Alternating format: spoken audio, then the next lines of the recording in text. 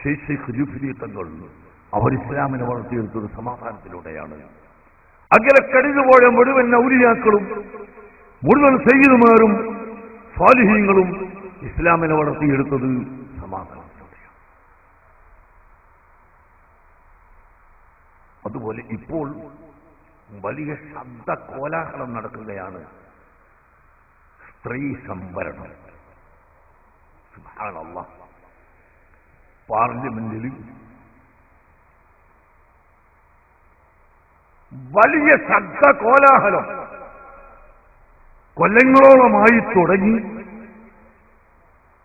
പാസാക്കാതെ കിടന്നു. പിന്നെയും ഹയാത്തായി വന്ന് അങ്ങനെ ചർച്ചയ്ക്ക് മറുപടിയും നടന്ന് ഇപ്പോൾ ഒരു കണക്കിന് രാജ്യസഭ അങ്ങ് പാസാക്കിയത്.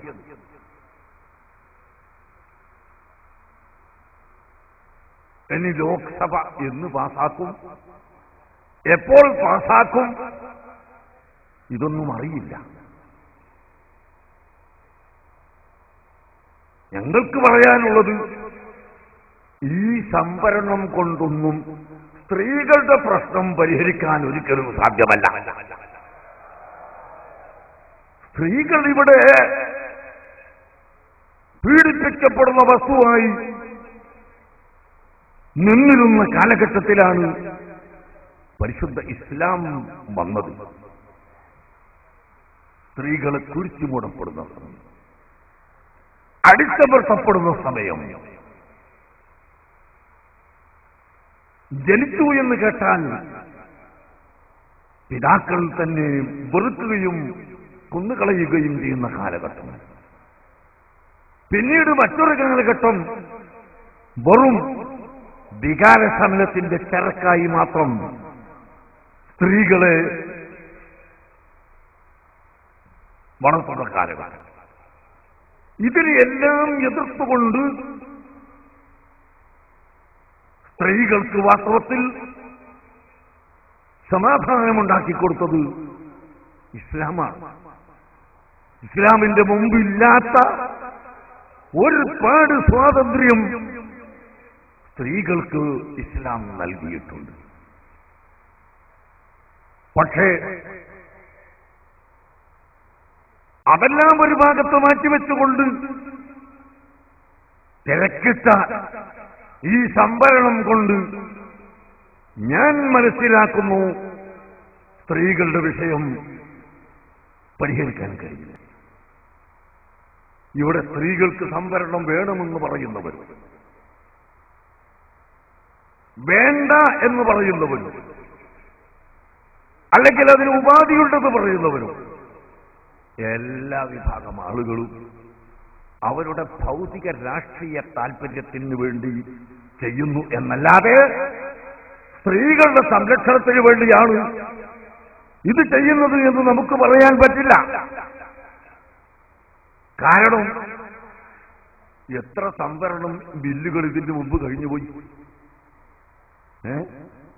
ഇന്ത്യ രാജ്യത്ത് എത്ര കഴിഞ്ഞു, സ്റ്റേറ്റ് ഗവൺമെന്റുകളിൽ എത്ര കഴിഞ്ഞു, എത്രയെത്ര സംവരണം സ്ത്രീകൾക്കില്ല. പലർക്കും പല വിധത്തിലുമുള്ള സംവരണവും അതിനുവേണ്ടിയുള്ള വാദവും അതിനുവേണ്ടിയുള്ള പ്രവർത്തനവും ഇതെല്ലാം ഇവിടെ നടന്നു.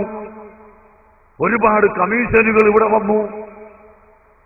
അതൊക്കെ ഏട്ടൊരു പശുവിനെ പോലെ കിടക്കുകയല്ലാതെ ഏത് കമ്മീഷന്റെ റിപ്പോർട്ടാണ്, ഏത് വിഷയമാണ് ഇവിടെ പരിഹരിക്കപ്പെടുന്നത്?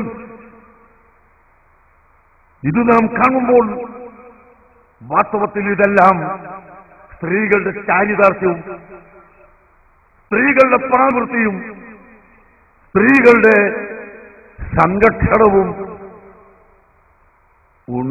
ഇല്ലാതെയാക്കാൻ മാത്രമേ ഉപകരിക്കുകയുള്ളൂ എന്നാണ് നമുക്ക് തോന്നുന്നത്. പാർലമെന്റിന്റെ ഉള്ളിലുള്ള എം പിമാരോടും മന്ത്രിമാരോടും ഒറ്റക്കൊറ്റക്ക് ചോദിക്കുമ്പോൾ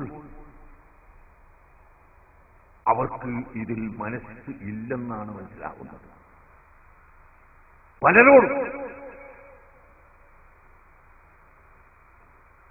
അതുപോലെ ഇന്ത്യ രാജ്യത്തുള്ള മുഴുവൻ സ്ത്രീകളോട് ഒരു ഹിതപരിശോധന നോക്കിയാൽ ഇവിടുത്തെ ബഹുഭൂരിപക്ഷം സ്ത്രീകളും ഈ സംവരണം കൊണ്ട് അവർക്ക് രക്ഷയുണ്ടാകുമെന്ന് പറയുന്നവരാണോ അല്ലേ?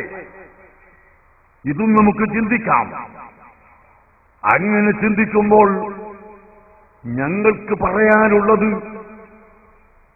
സംവരണത്തിന്റെ മുമ്പ് സംവരണം കൊണ്ടുവന്നാൽ അതുകൊണ്ട് സ്ത്രീകൾക്ക് എത്ര നേട്ടമുണ്ട്, എത്ര ഗുണമുണ്ട്, അതെല്ലാം കണ്ടുപിടിക്കുകയും അതിനെ സംബന്ധിച്ച് ചർച്ച നടത്തുകയും അതിന് പരിഹാരം കാണുകയും ചെയ്തതിന്റെ ശേഷമായിരിക്കാം അതൊക്കെ ആലോചിക്കുന്നത് എന്നാണ് നമുക്ക് പറയാനുള്ളത്.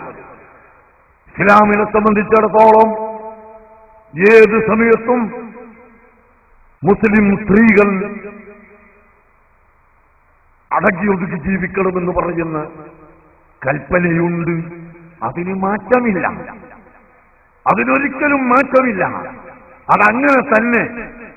അതേ സമയത്ത് ഇന്ത്യ രാജ്യത്തിന്റെ നിയമം ഇവിടുത്തെ സുന്നത്ത് ജമാഅത്തിന്റെ ആളുകൾ കയ്യിലെടുക്കുമെന്നല്ല ഈ പറഞ്ഞതിന്റെ അർത്ഥം. നിയമം കയ്യിലെടുക്കുന്നത് നമ്മുടെ സ്വഭാവമല്ല. പക്ഷേ ഏത് കാര്യങ്ങളും ചെയ്യുമ്പോൾ ചിന്തിച്ചു നോക്കിയാൽ അല്ലാഹുവിന്റെ ദീനായ പരിശുദ്ധ ഇസ്ലാം മുഹമ്മദുർ റസൂലുള്ളാഹി സല്ലല്ലാഹു അലൈഹി വസല്ലമ തങ്ങൾ പഠിപ്പിച്ച ഒരു നയം, ആ നയവും അവിടുന്ന് പഠിപ്പിച്ച സംവരണവും അവിടുന്ന് പഠിപ്പിച്ച മാർഗവും അവിടുന്ന് പഠിപ്പിച്ച സരണിയും ഇവിടെ വന്നാൽ ആ കാലഘട്ടത്തിൽ സമാധാനമുണ്ട്, അല്ലെങ്കിൽ സമാധാനമില്ല.